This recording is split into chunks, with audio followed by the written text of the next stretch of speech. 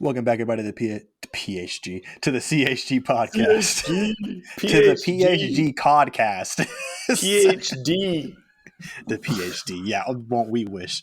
We think we're that smart when we talk We got about them the games, doctorates. doctors in gaming. There we go. Welcome to the podcast, everybody. Episode 39, almost 40. We're almost at 40 now. Yeah. This is the podcast where we talk about the game industry in depth. Where we try to be funny but smart. So, but we usually accomplish neither. So, oh well. We just end up dumb. Yeah, we end up just talking about stupid. We end up being dumb most of the time. But anyways, we'll start like we always do. What we are playing. I will go first. So I wrapped up that racing game, that Ferrari challenge racing game. That very obscure. Cannot believe I found a copy at my game store racing game. And I didn't really get to go in depth. Like there's a lot of quirks, and that's probably just because it was probably a budget title at launch. Mm-hmm. Like I mentioned last time that like even though there's some tracks that are definitely recognizable, Spa, Monza, Canada. There was another one that I recognized, but I can't remember. Oh, like Hockenheim, I think is that one of those German ones. I recognize a few courses, but like just something seems off about them, and not just the fact that it's not detailed.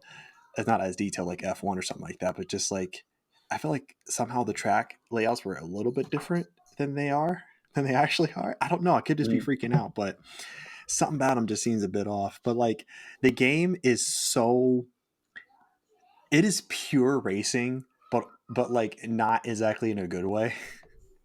Like even F1, which is just all racing, there's these other little things in between that kind of keep it.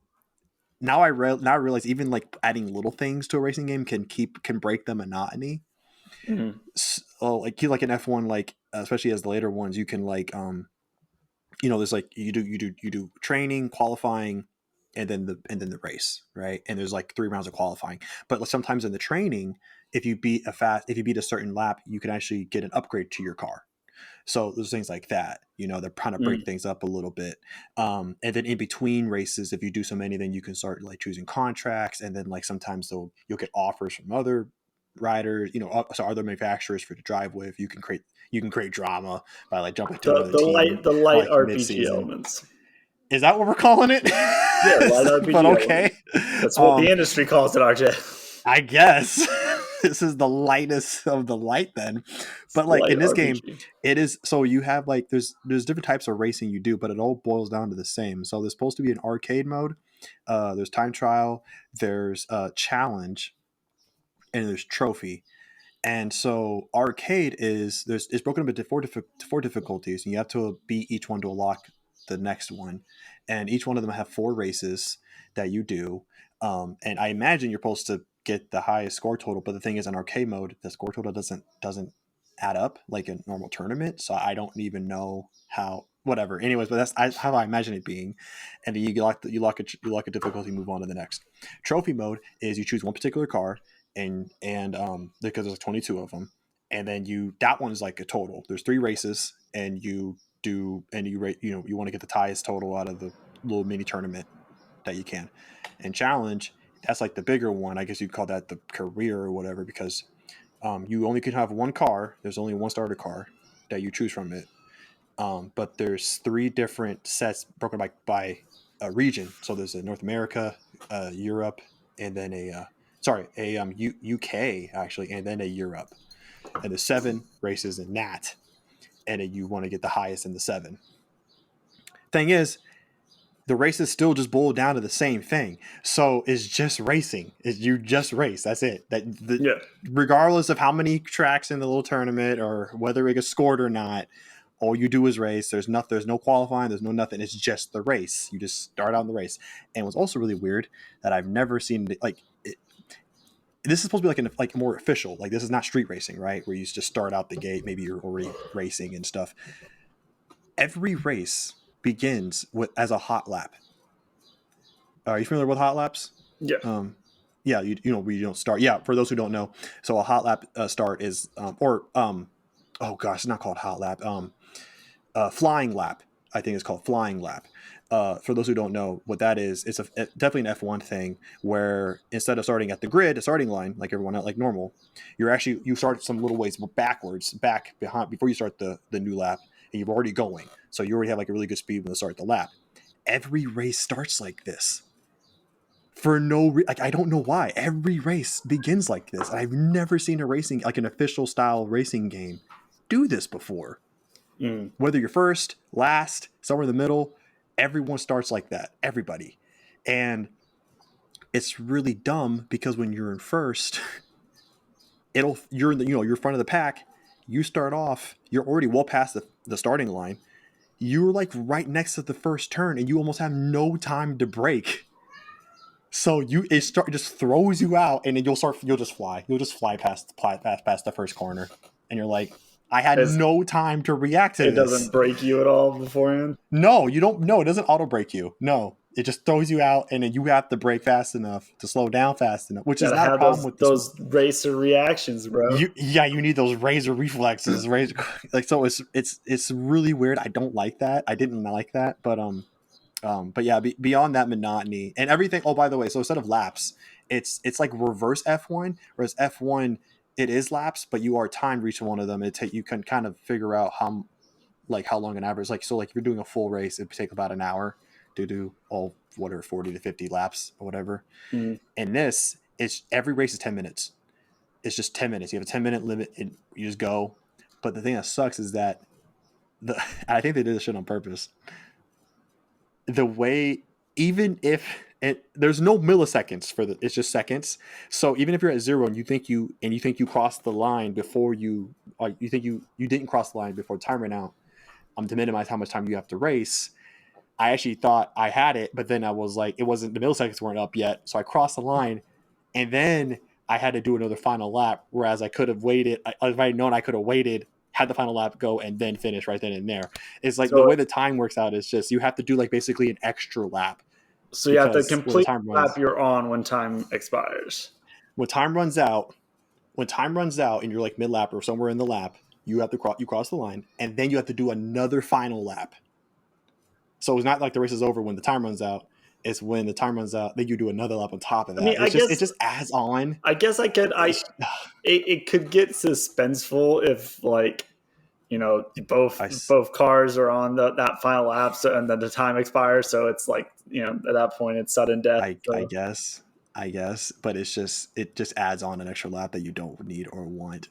Anyways, it was still an easy game, especially because there's no difficulty stuff. So, just had it on simple and went through it, got my platinum, moved on, and I went back to Neo. Good old Neo, playing that again because I still have the last difficulty to finish, but more importantly, like I want to try and get as far into the end game thing that they call the Abyss mode, which is just a never ending dungeon thing. You just go by floors, just go down to floor. Each floor has a boss. You can go straight to the boss right away. It's right there, but each floor has 2 to 4 debuffs that are permanent on you. But you can make them go away if you do these short little routes behind you. If you want to. So it's your choice either way. And I'm on floor. I'm at floor 41 now. But also the reason why you want to do the floors of the Abyss is because you'll get exclusive loot that's only there, and some of that loot I need to try to see if I can actually build. We'll get the pieces that I need to make these builds that I haven't made before. Because I've never really had like a build where, like, I mean, I have a build right now, and it's fine, but like I'm trying to take that to the next level. Like I want to try and see if I can get somewhere close to the shit I see on YouTube, where the motherfuckers are just like, I'm just like, I don't even know how you're doing this. I want to try to feel like I'm kind of there, like I want to be able to go back to the main game and then like literally melt the regular bosses. Like I'm not expecting because there's 999 floors of the Abyss. I'm not trying to beat the Abyss mode. Yeah, I don't think that's gonna happen. There's no trophy for it. Well, there's not, but like, I mean, I got the platinum 100% a long time ago. Neo's one of those few games where I will go back to and keep playing for no reason. But yeah, there's nothing tied to it, but it's just, I know I'm not going to get there, and I'm not trying to get there, but I do want to like really feel like a god. Like I really want to feel like a god. And so, so that's what I'm doing. That's what I'll be doing for quite some time. What are you playing? Are you still playing the TMNT?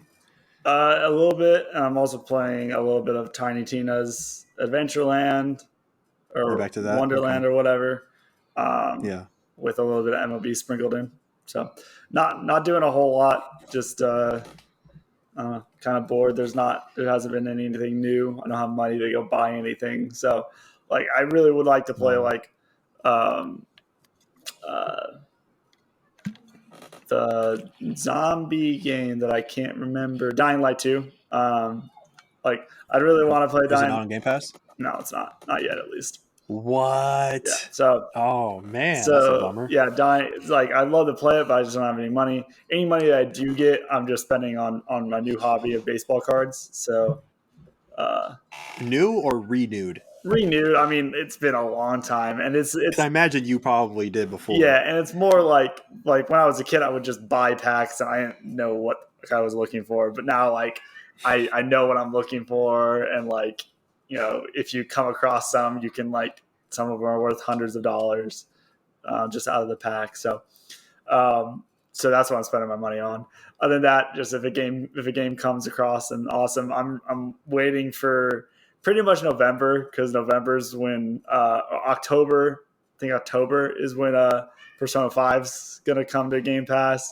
So I'm gonna be playing that, and then in November is when Mankind comes to Game Pass. So I'll be playing that. But for now, just waiting and chilling. Has Dying Light 2 not been on sale? At least I don't know. for you to I don't. maybe buy I on don't. I sale. don't buy games anymore. Not really. I mean, if you want it bad enough, I guess you could wait for a sale. I mean, if it gets, I mean, I've seen it for 30, at least on PlayStation, and you said you could sometimes spend $30. I mean, Meh. maybe I'll just wait till. not. So it I'll doesn't just matter. wait. It's I'll just not. wait for Game Pass games. So is it not good enough for you to buy actual money? I Are mean, you I spending heard actual it's money on it? actually not that great. I heard that You know what? I was actually gonna one bring is that up. better. I did. I've seen people play it, and I just couldn't help but feel underwhelmed.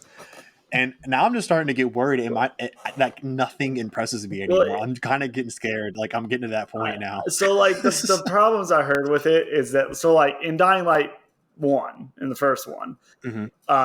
the first half of the game was mostly zombies. Like you fought Yeah. Yeah. some humans, but not a lot.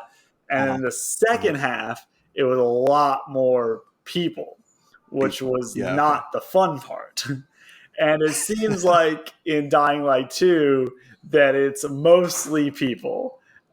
Yes, I have seen that. Yes. Yeah, so Yes. like People are at the center of the yeah, story. Like from start to finish, you're always having people dealing with people yeah. So all the it's time. not a people's game, it's a zombies game, and I feel like they should have focused more on that. But at the same time, it's still like dying. From what I've seen gameplay wise, like still Dying Light, so there's still tons of zombies, and a lot of the exploration elements Mhm. of the game will put you in the path of zombies, which is what I loved. I loved like the parkour element. So eventually I'll get it. I'm sure I'll enjoy it, um, but yeah. So, but yeah, not You're playing a gonna. lot. Oh man. Just You're just gonna feel. You're gonna. You won't be able to help but feel a little disappointed probably yeah. I mean, while you play it. I wish that they would have focused more on zombies. I think that's the cool element part of it. But whatever. You never finished the first, right? Yeah, I do. Yeah. Oh, it's a game you beat. Yes, it is Oh one of the shit. few games I Okay. Oh beat. shit. I beat. Not Oh only did snap. I beat the game, I also beat the DLC as well. The The following, follow. that big expansion, the Yeah, following, yeah. Okay, then I have a question beat for you both. then. Was the final boss a zombie or a human?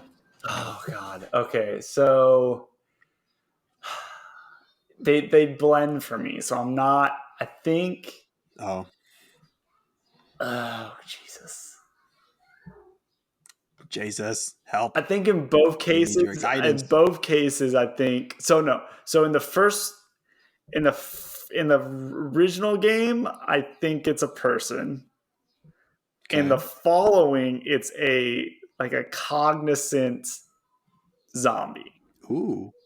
Okay. Yeah, I feel it. I and feel it. like I was just asking because, like, Go ahead. So Go ahead. like when you get out, so like the end game is there's like three different endings to the following DLC, and there's one where you let the like the person like talks you into their end game, and basically their end game is to like spread the virus everywhere with a Oh nuclear shit. explosion. Um, Oh what? yeah, with like a dirty bomb that spreads the virus outside of the Oh my. walls. Oh jeez. So Okay. you can let them do that. You can disarm the nuke, or you can just kill them. But then I think the nuke still goes off or something like that. But yeah, it's I mean it's like B C tier storytelling, but Oh yeah, yeah. You did say that the story was like C tier or yeah, whatever at best. it's very cliche stuff. But yeah, I mean it's I'm pretty sure the first part of the game was a human, but it's been so long too, so I have no idea. Yeah, no, that was. I think no one, not a damn person, was like praising Dying Light 1 for story. Yeah. But that goes to show you how important and how crucial gameplay is, to a game. And if you nail that, all can be forgiven. Because like also with I'll even use a personal example myself, Neo. A lot of people are like, I mean, the story's fine, but like at times it's actually kind of hard. It's kind of like you can get lost in it very easily, Hmm. especially if you don't know. Like for me, I was getting lost left and right. I couldn't remember who was who because so many names to remember. To keep now now I kind of understand who is who, but I still don't know everybody. And like the story that was kind of told was a little like whatever. Like it wasn't gripping by any means, but that gameplay and like everything surrounding it and the mechanics, that's what gave it its nines and eights and maybe even tens from news Hmm. outlets, was because of that. So it just goes to show you guys, and for all you indie devs out there, or any devs, make good gameplay, we can forgive all the rest of the crappy shit. All right, well, good stuff. Also, Dying Light 2 sucks. Anyways, um, so we're gonna get into the feels today, guys. We're gonna get all nice and warm and fuzzy, and talk about the games or series or whatever that make our heart beat and why. We each of us, we talked about games over the years that like mean a lot to us, or like our favorite or whatever have you. Um, and so we like to. I think it might be a little fun to share that with the rest of you. But however, David has some surprises for me. I asked because I thought, because he used to say all the time like Fallout, Borderlands, particularly two, and then I think Mass Effect as another third maybe, for like his major franchises. But he said he's not going to bring them up today, so I'm really surprised and really looking forward to that. I also know like Gran Turismo 2 was a big one for him growing up. GT2 on PlayStation. So I know a few of his heavy hitters, and obviously it's not even a secret what mine are: the old school mascot platformers from yesteryear, and in like the old school sports games, Tony Hawk and SSX, and like and the like, were kind of what makes my heart beat. But anyways, we'll kind of get into it. I'll go first. We'll kind of go back and forth. We'll go back and forth to kind of keep things fair. Um, I'm going to start off with a honorable mention first, because I think this bears mentioning.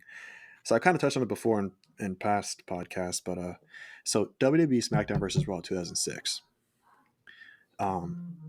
It was out on the PS2. It was like it was weird. Wrestling at the time, there was different series for different systems. Yeah. Like each system had their exclusive series. So around this time, the PlayStation 2, whatever, had the SmackDown series, which then became the SmackDown versus Raw series, in 2004.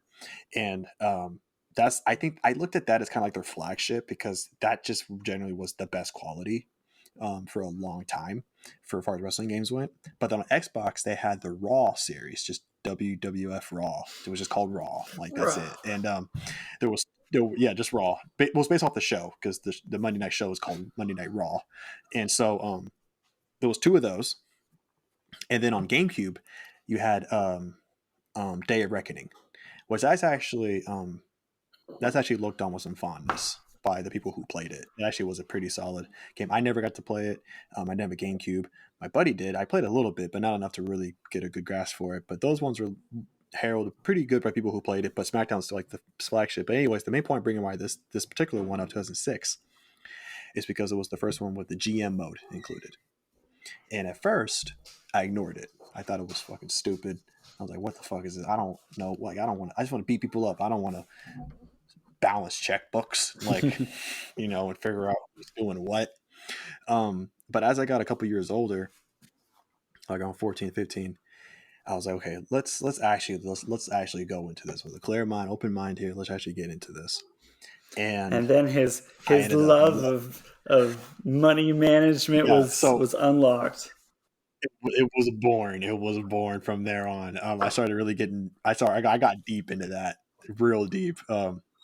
And the reason why I bring up this one, as Arnold mentions, because it's not like it's not as near and dear as the ones I'm going to say later. But without that game, I either wouldn't have known that business was my professional calling, or I at least would have found it out much later in life.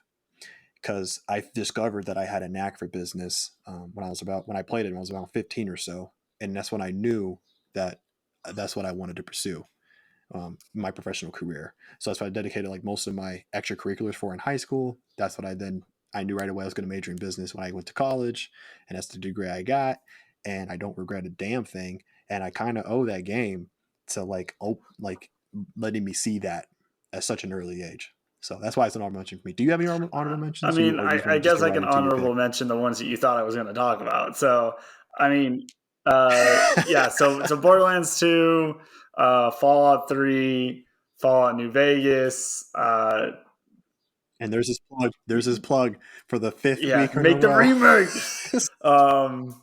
So like all those games are my favorite games, like the games I put the most hours into. And I like them. The reason why I didn't like choose those because I don't like them for like emotional reasons. Like maybe a little bit because like I was playing them in my formative years and when I was growing up, and I was doing normal high school emo stuff. So they helped me through those tough years. But like I don't know, I don't really consider that a factor too much. But I liked it for all the normal reasons. It was great storylines, really immersive, fun. I had my own stories that my characters would have their own like kind of background stories that I make for them and stuff like that. But they weren't for emotional reasons or I have like any strong emotional connection to. Gran Turismo 2 would be the closest because it was what me and my cousin Jason, who lived with us, he was living with us, going through some struggles, and like I didn't know. My cousin was living with us, so I was like, cool. And me and him just shared a Gran Turismo 2 profile and did races, and like we would trade off on 24-hour races and stuff. So I would do 2 hours, he would do 2 hours. We literally we did one without pausing. We did 24 hours. Yeah, I was gonna ask. I was gonna ask if you guys just kept the system. Yeah. We did not pause. We went 24 hours, just switching off. I think it was in a summer, and I think we did it like every 3 hours. So like I'd do 3 hours, he would be taking a nap. He'd wake up, do 3 hours, I'd take a nap.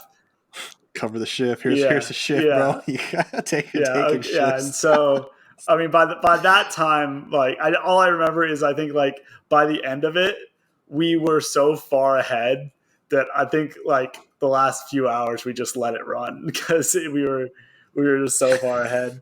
But yeah, so there's a little bit of memory for there, but my pick for mine has more like an emotional and like life connection, if you will.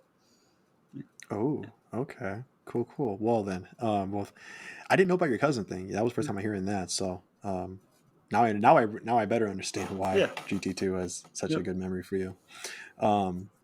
I feel like them old PlayStations, man, they were built to last. They were like Nokia Well, phones, but the funny thing PlayStation about edition. that too is that okay, so I was I think this was Gran Turismo 1 because Gran Turismo 2 was on PlayStation 2, right? Or did that also come on PlayStation 1? It I might have think been it was PS1. PS1. I don't Yeah, it was know. PS1 because Gran Turismo 3 Spec 3 that was on PlayStation 2. So we were I was playing it and I fell asleep while playing it and I woke up and my cousin had bought a new pit bull German Shepherd puppy and during when I was asleep and had it on he chewed through the controller cord and it short circuited Oh, the memory connection so like oh gosh. it wouldn't register a memory card anymore. So we bought a new controller, and the controller port worked somehow. I don't know why the controller port that he chewed through worked, but the memory card circuit wouldn't. And I literally ran a PlayStation 1 for 2 years straight without turning it off. It was on for 2 years. And was it all on GT2? Yeah, you couldn't change the games out, or I was gonna lose it. So I literally I had it on for 2 years until I had gotten beat every race. Oh It was my! just It took it you was two. yeah Was there because that much content it in wasn't that yeah I game mean for there's a 2 ton of years? content and I wasn't playing it every day. It wasn't the only game I was playing. Like I had gotten like I think I got my 360 or maybe a PlayStation. No, it was a PlayStation 2. So maybe it wasn't 2 years, but it was at least a year and a little bit over because then my brother got a PlayStation 2 that he brought home and I Oh just my switched to that. gosh! But yeah, it was a year Did you plus that I just had it running. did you ever hear your parents complaining about the electric bill, and you're just like, Not I that wonder not why. I that, have no yeah, idea. not that I took into consideration. I don't know what you guys are talking about. Like everything's off. I don't know what you mean. What's that little light there, David? Oh, nothing. It just goes. Some It's the system. It just standby that's what it mode. does. Standby mode. Yeah, standby mode. 15 years in the future. That's a standby mode. Okay. Back in the day, kids, PlayStation didn't have a standby mode. It was either off or on. Yeah. Um, oh man, that's a fun little story. All right. Well, here's the thing. So even though you said that your favorite things aren't the ones that mean the most to you because there's no emotional connection, mine have both. Um, and so they're not going to be too surprising here. I'm not going to be throwing any I got a camera Curveball. here, throwing any curveballs anyone's way, but the first one is pretty much a gimme. It's but it is a toss up between Crash 2 and 3. Mm-hmm. Because obviously I played both, and I remember playing 2 before 3. But I think sometimes 2 wins out because 2 was the first one where I was like, it was the I was really trying to discover all the secrets for the first time. And back in the day, you couldn't you couldn't ask Professor Google to figure that out with PhD and YouTube, and just 5 minutes later you know The everything about the algorithm game. wasn't as good back then. No, I mean there was no YouTube. That's how far back we're Yeah. going. True. That wasn't even there. I think Google might have been around, but Yeah. not YouTube. Ask Jeeves. So yeah, Ask Jeeves was the man back then. It's even Yahoo was okay Yahoo Answers. still Yeah. at this point. Yeah, and so what I actually had to resort to was looking up a cheat code book because those were still prominent Mm-hmm. then at the good old library, Barnes and Nobles, or Borders even. Shit. Yeah. Borders books. Yeah, so I was scrolling through the magazine while my mom was doing something, and like I got to Crash 2 and I was listening all like how to get all the color gems, which I had always wondered how the heck you get them. And then when I saw that, and it was like, for the first level, you get the blue gem, and you have to basically go through the level without hitting a single box, which isn't really that hard. But I was like, what? So when I did it for the first time, I must have been like a young teenager, not too old. It like blew my mind, like my heart stopped, and I was like, oh, what? Like, it's like as a kid, I remember always seeing like, how do you get that? Like, it's always there, and you just don't know how to get it because I'm just too young to understand how to do it. And seeing that for the first time was like, oh my gosh, I cannot believe like I did that. And then like in the second or third level, you can get the red gem. And it's funny because if you go through the levels normal, you can see the red gem. It's right there. And as a kid, I'm thinking like, oh, okay, do I have to just jump? It's like slide jump or something, and you'll never get it that way. It's actually hidden behind a secret portal in another level later in the game Mm. that you have to go through, and then that's how you get the red gem. Again, as a kid, as a child, I don't know. I'm just like thinking like it's always there. It's just always gonna be taunting me, just making fun of It's me, just always like nah there. nah, always there, like just looking at me, It's staring at watching. me, mocking me. And then when I found out like, oh, like there's this 5 hidden warp rooms hidden throughout the other levels that you have to find, that takes you to a whole nother secret area to the game. I was like, what? And so when I started discovering them, bro, just fireworks in my head. Just I could not believe this was all happening. And I was like, it felt like I was I was closing a chapter of my childhood of a game, like as far as games are concerned, because it's like I never got to see all these things happen in the game that were there, and I finally got it. And so sometimes like that amazement and wonder at like really like basically being a child, but as like a young teen, that sometimes makes it win out. But then three, just because I felt like three, like um I don't know, like it's like the most whimsical to me. It's like the best designed in my opinion. Everything's memorable. Like I remember that one from top to bottom so well. Uh and also like when I started doing the relics, that's how you unlock the secret warp room in that game. And then finding that out was kind of crazy. But I was a little bit older by this point, so it didn't hit as hard Mm. as like 2 did.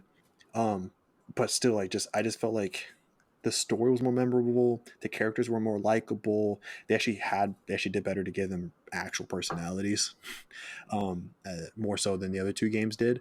And so just everything kind of just has more charm to it overall. So sometimes 3 wins out, but yeah, just I just have the earliest memories like playing those games, not doing well like as a little kid. As a matter of fact, I remember playing 3 when I was like, this is back when I lived in Everett, before I even moved to where I live now, Federal Way. So I'm like less than 6 years old, or no more than 6. And in the Crash 3, the 4th level is a dinosaur level, and it's one of those ones where you have to run away from something. Yeah. Um, so they remixed it in the 3rd game to make it dinosaurs. So you have to run away from a Triceratops. Ooh. And 6-year-old RJ could not handle Nope. Too 16-bit scary. Too Triceratops. scary. I'm not joking I'm not joking when I say I was terrified the first few times. I actually like dropped the controller and like hid behind the bed. Like I was terrified of that Triceratops as a child. Um, and so eventually I was able to obviously overcome that, and just move forward, but I still kind of get a little antsy when I have to hit some of the boxes that are in cracky positions, and it's just coming at you because you're thinking like, oh my gosh, I don't have enough time to keep going. And so sometimes it gets my heart racing a tiny little bit. Um, but yeah, like those, so it's just, this is the earliest, like 6 years old, you can't, I mean, I know sometimes people hold controls when like 3 or 4, and I mean, I'm sure I did, but I don't remember any of that. So like this is some of like the earliest memories that I can remember, playing games. So it just means more, it just has more longevity, it means more to me, um, for my life and just my gaming history than so far any other game. Spiral is next. I mean, it's not one of my. That's not what I'm going to choose, but Spiral is the The next set next thing. of Yeah. earliest things. But yeah, you can't get much earlier than that for me. So that's why it's my first pick. So, What is your first surprise pick? I'm ready for yeah. So this. my first surprise pick is I'll go with the least like emotional one. Emotional. Anyway, Emotional damage. damage. It's NCAA football games. Um, Which one? any of them. So like, Really? yeah, Any of them? That's yes. a I cop mean, out. That's a no, cop no, no, out. no. Which one did Okay, you play the most? Which listen, one did you listen, play the listen. most? Which one did you play the The one I most? played the most, I played probably 13, the maybe 14 eclipsed it after I realized how good it was. So 14, the last NCAA game that they made before stuff happened. They changed the recruiting system in the game to make it like more realistic, or at least like less just like throwing numbers at guys. Okay. So I didn't like it at first because it didn't work how it used to work, and I didn't like change. But then once I realized that it was more in depth and I could do more with it, I was like, oh shit, this is really cool. But no, I would say the NCAA 14 games was because like they helped me to realize, kind of like how WWE helped you to realize your business thing. It helped me to realize like I really wanted to be a part of something that like I could help build in like I loved sports. And I think like once I realized, probably after my freshman year of high school, once I saw like real competition, like real people that were actually good at sports, and these people were at like a 3A level, so they weren't going anywhere either necessarily. And I realized like the gap in my skills, and that I was never going to, even go to college for sports. I was kind of lost, and like oh man, like that was my whole dream and plans, was to go pro Really? in basketball. Oh yeah. Oh yeah. Was it? Oh Oh yeah. wow, you were that deep into it? I mean, yes and no. So in my juvenile brain, I was, because I was always one of the better kids playing basketball. I was pretty good in every league that I had ever been in, and to me, like that was the world. Like, if I was one of the better people in my rec league, if I was one of the better people at my middle school, then I was always going to be one of the better people. Now, looking back on it, I was, stupid and a naive kid, because one, I was playing in Buckley rec leagues or in Carbonado middle school. Like this wasn't Seattle. This wasn't fucking like Seattle prep, where like Jamal Crawford and Brandon Roy and Isaiah Thomas were playing. So, and also like I wasn't committed. I was not doing. My talent level, my physical gifts were never going to carry me anywhere close to the NBA. I could have played if I wouldn't have gotten injured, even in the way that I went about practicing, which was not good. I did not practice in the off season almost at all. I was not dedicated to really grinding. Like I grinded during the season, but off season I was, playing video games, sitting in my room. I didn't touch a basketball in the off season. So there was all that. But so once I came to a realization that I wasn't going to go anywhere, I was kind of lost. It's like, well, I have all this love and passion for the sport. Where does this take me? And then I'd always been playing the NCAA games. I'd always been, my favorite thing, and still to this day, is to take like a really shitty school and make it really good through recruiting Like a typical white person wants to do. and training.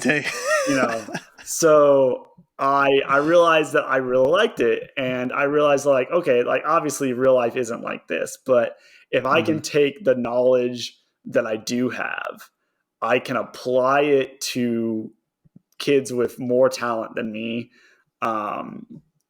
or maybe be more like I can help kids that don't realize what they need to do to improve in sports the way that they could, if they really had the means and knowledge to, and do that. So that's how I decided I wanted to be a coach of some sort. That's what I'm working to right now.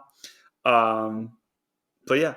So like that just helped me realize that like I really love building something in sports, and I found a way to do it in real life, and that's going to be coaching.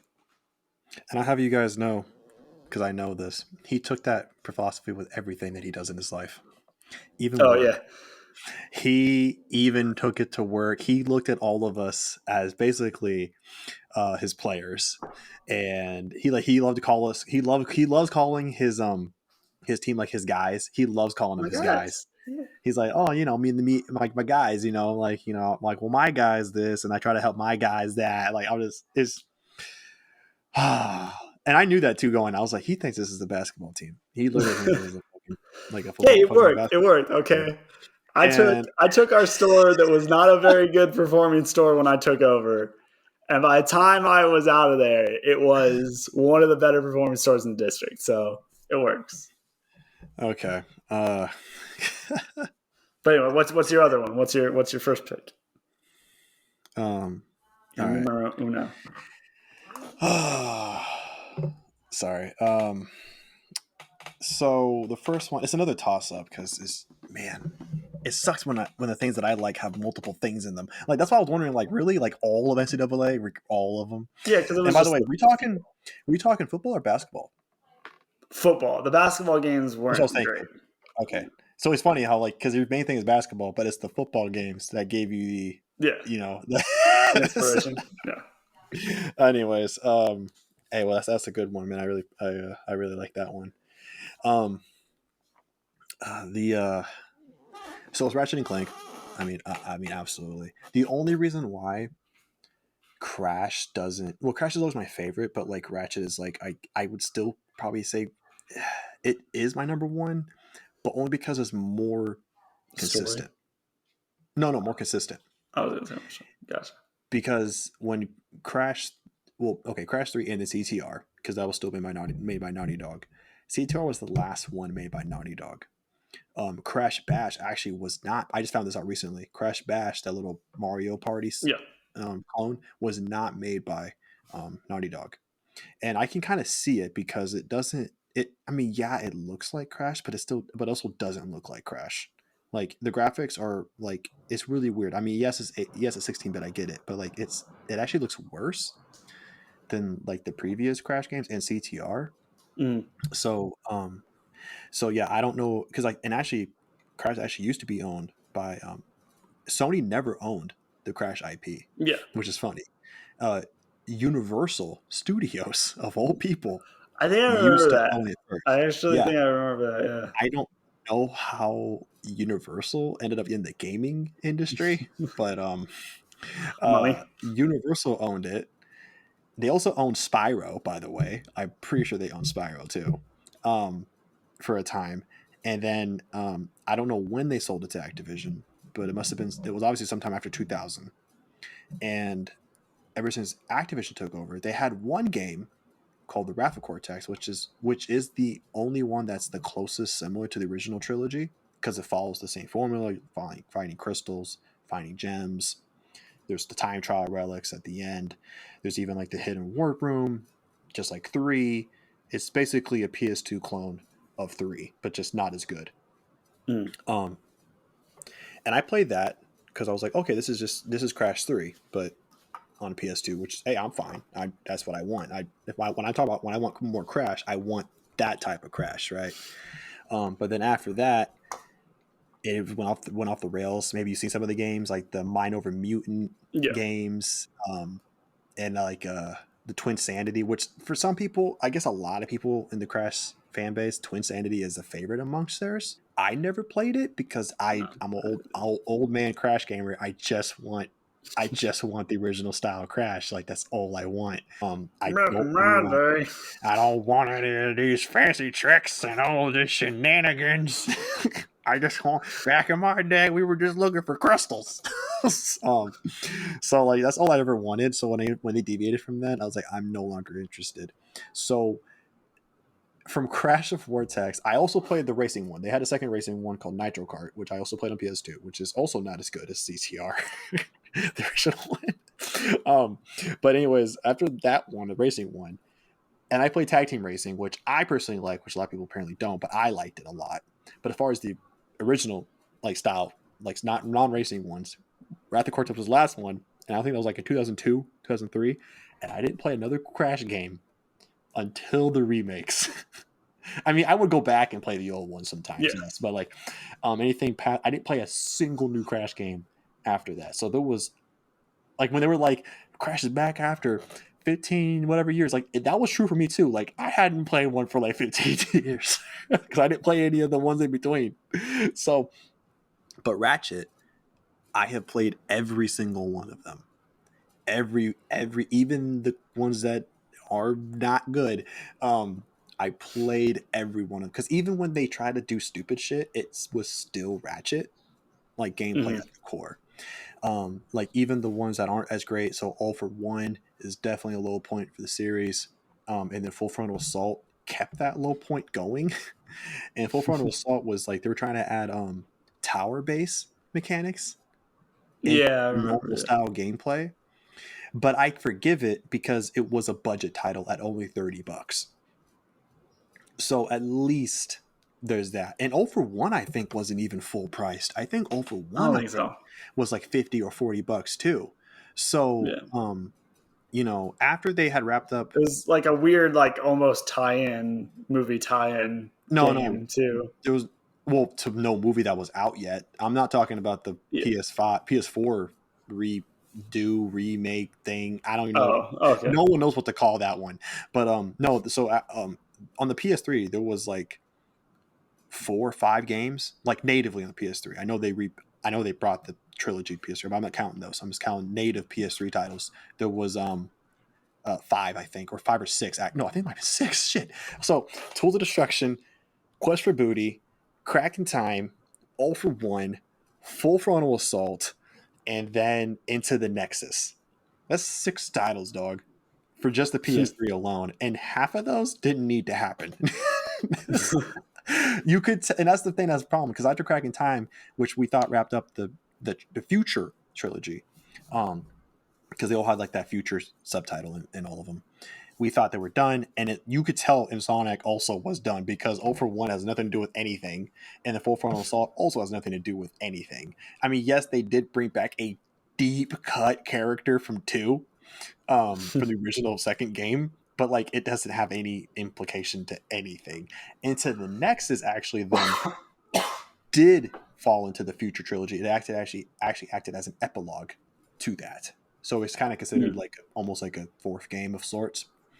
And even that was budget titled. Um, and then actually, you know what's a fun fact? After Cracking Time, the next full price game, Ratchet game, was the most recent one, Rift Apart for the PS5. Because Hmm. 0 for 1, I don't think 0 for 1, I don't think was full price. If anyone knows, correct me if I'm wrong, but I don't think 0 for 1 was full priced. I know for a fact Full Frontal Assault and Into Nexus were both budget titles, $30. And then when they did that weird PS4 remake, read whatever the fuck movie, that's the movie one, the one title with the movie. That was $40. Um, and we didn't have another one in the PS4 era. So this one, I know the Rift Apart was $70 because I bought that. And so yeah, not it's so weird. Ratchet keeps coming out, but it doesn't get like the full price major love. Like it's really weird. Anyways, my toss up is between the first one, Ratchet 1, and then Ratchet Tools of Destruction, which is the first one on the PS3. And I say toss up again because they both mean so much to me, but for different reasons. So the first one, it's partially because of novelty, but also because like it helps me go into it's like well they both kind of worked as like time capsule for me because I don't my mom got that for me and I don't even know why. I never even heard of it. I don't even remember asking for it. She must have just got a recommendation from the GameStop guy or something and was just like, what's he like to play? Well, he's played Crash and Spyro. I got just the game for you. It was like, here you go, Ratchet and Clank. Um, so yeah, I don't even know, but I started playing it, and I had memories with my brother playing it. It's one of the few series where my brother and I both have played it and really loved it and enjoyed it. So there's also, I mean, yes, one player, but like we've both played at different times, and we Yeah. both remember some of the stuff. Um, I think I remember having some memories of him actually watching me play it and was watching it together.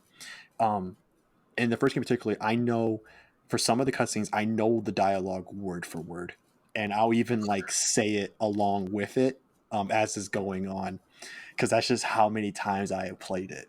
Um, the weapons are great. This is the only game where Ratchet's an actual asshole, and I am all for it. I am all for it. Like halfway through the game, he's a super prick because, well, it's like, but it's justified because he got pissed. He's pissed off because like Clank basically just took him on a fucking galaxy space adventure. He didn't even know what he was getting into, and then he gets betrayed by Captain Quark, and then he's just out for revenge. He's on a At that point he's out for revenge. He wants to get Quark, but he's he is short sighted in it, yes, but it is justified because he almost dies from Captain Quark. So he's like, I'm about to get me some like back from Quark.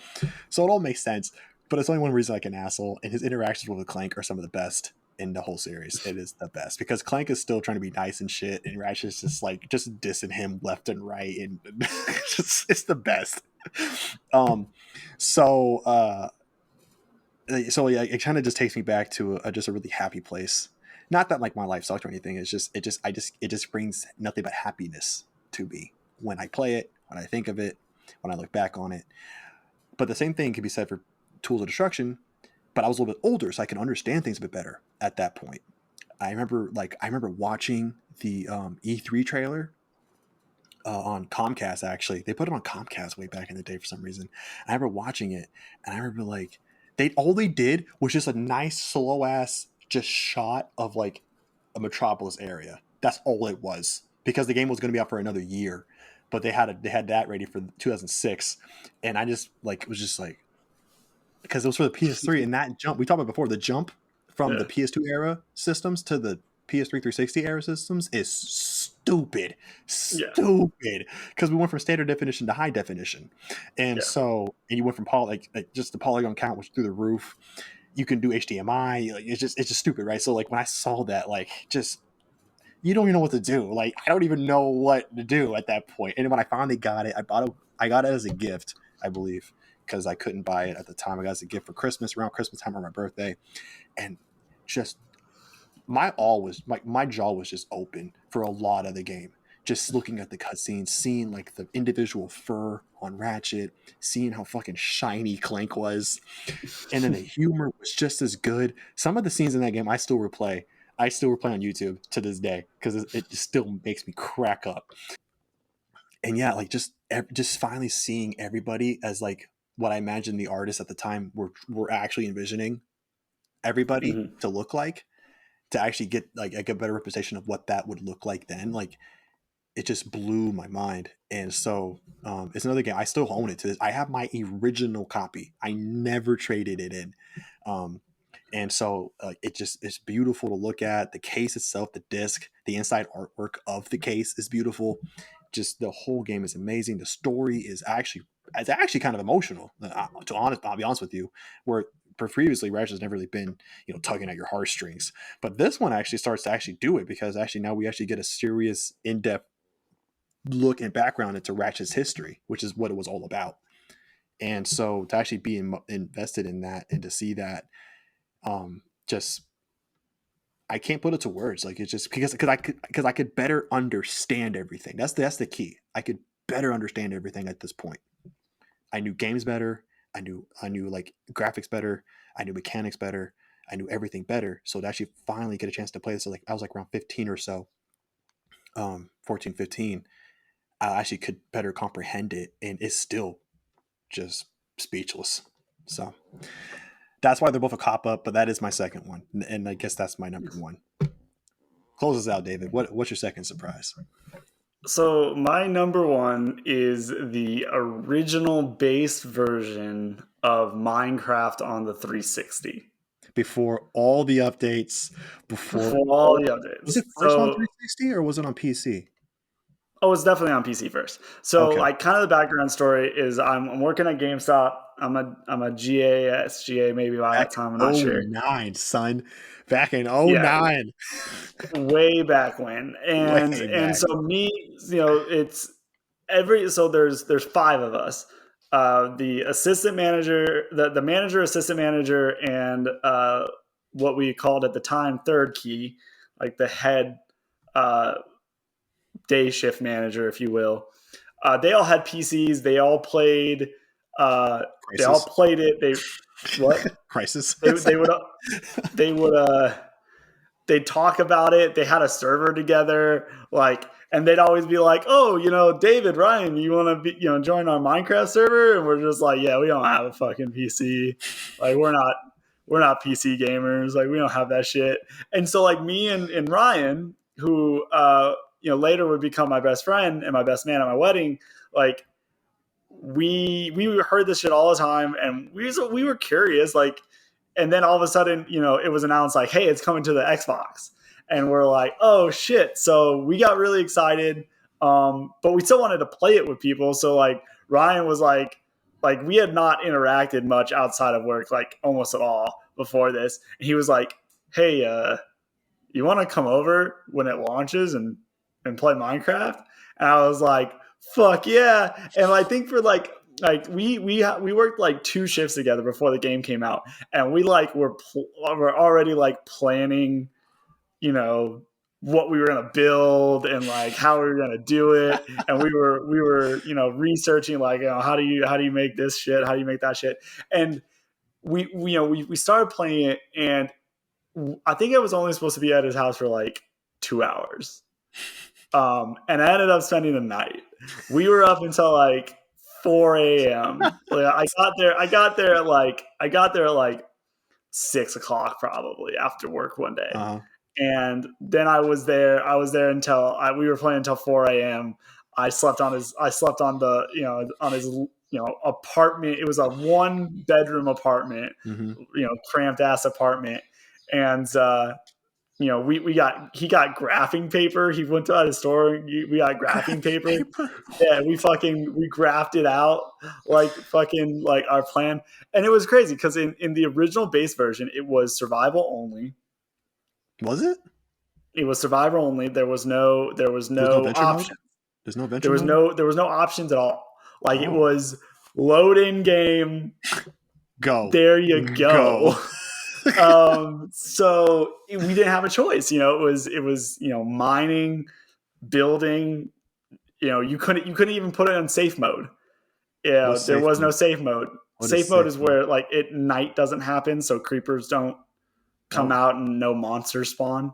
Okay. So like there was no safe mode. It was just survival with monsters, and we had to survive creepers. And that's what brought me and Ryan together, and we kind of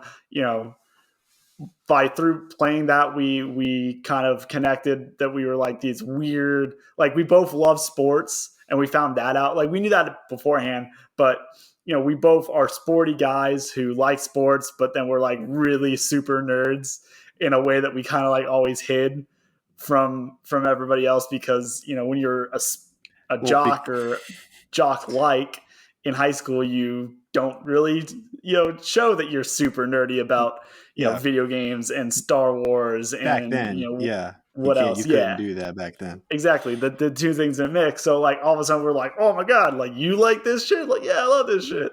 And so we became really good friends through that. And it's just remembering, like I still to this day remember the city we built. Like we built like a I think it was like 60 block high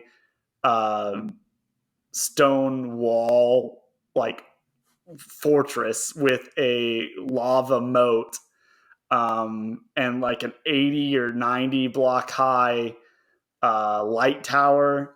And then we built like houses out of wood and stuff like that. It was crazy, and I still remember that to this day. So that had meaning all of its own. And of course now, as we've grown up, and he was already married then, but now he has 2 kids. He lives back in Washington. I live here in Texas. For a while, when we first moved, we would still get on and play Apex or Call of Duty or whatnot together to stay in communications. But then he's actually has a semi-successful Twitch channel now. Oh, he has a Twitch where channel.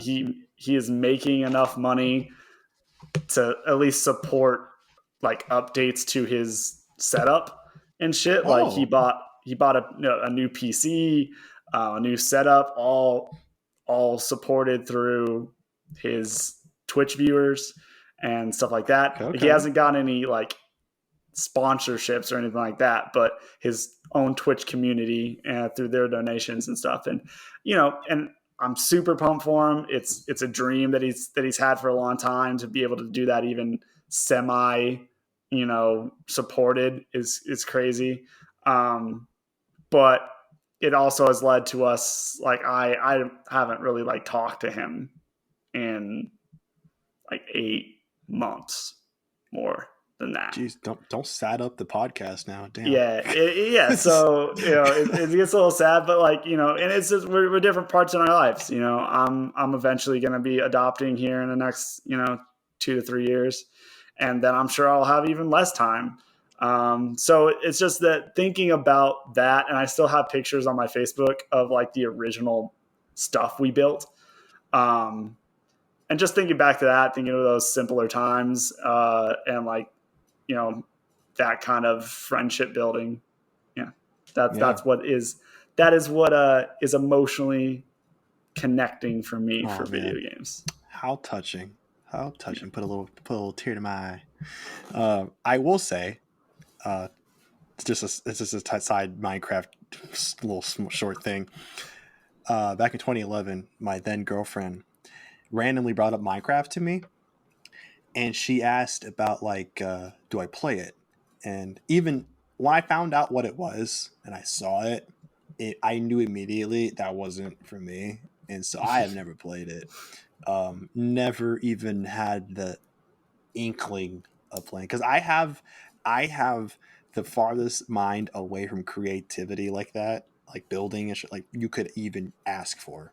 Mm. Um, Not a bone in my body. Even the word project, I don't like because I normally associate it with art, and I don't like making art. So that's how far back and that's how bad it is. But anyway, she asked about it, and I said no, and I forget exactly what she had said, but her along the lines was like she was like good, and she for some reason had her head that like guys shouldn't be playing Minecraft. I was like, wait, why? Because I think she was looking at the aesthetic and thought it was just like a kiddie thing. And Yeah. I was like, this is taught in schools, right? Like this game is used in like high schools and stuff. Like so, anyways, because my brother played it. I don't know if he still does, but he played it a lot, and he must have Mm. been like a teenager of some I don't know what age, but like a mid range teenager, like 15, 16. And I was like, but he plays it. I don't think he's losing his masculinity by the day. So, I was just like, I think you think you need to slow your brakes down. Like, I get it. It doesn't look like a mature game, but neither is Kingdom Hearts, and that's what you play. So, That's anyways, this literally was, based off of Disney characters. yeah, So, which you can't get more childish than Disney. Okay. which I I mean, love. we all love it, Yeah. but let's be real here. Let's be real. Anyways, that's a little thing. But basically, I'm rooting on for all you fellas out there who play the Minecraft. All right, I'm your supporter. But But yeah, anyway, guys, we would love to hear from you all about your emotional connection to video games. What was your like tentpole um, video game that you grew playing up, or what emotional connections do you have to video games? We'd love to hear those in the comments down below. Don't forget to like, subscribe if you haven't. Ring that notification bell so you know when me or RJ upload or when he goes live, because he's doing a lot more streaming as well. So mm-hmm. yeah, Got thanks doing the I'm guys. doing the cup. I mean, by the time this goes out, I would have already done it. But Cuphead DLC is tomorrow because we're There you recording go. on the 29th. It's supposed to be tomorrow. So, More like that. If you missed the Cuphead stream, pray for me. I'm sure he'll be doing more. So Yeah, pray for me. Basically. But yeah, we'll see you guys next week. Thanks for joining us. Bye.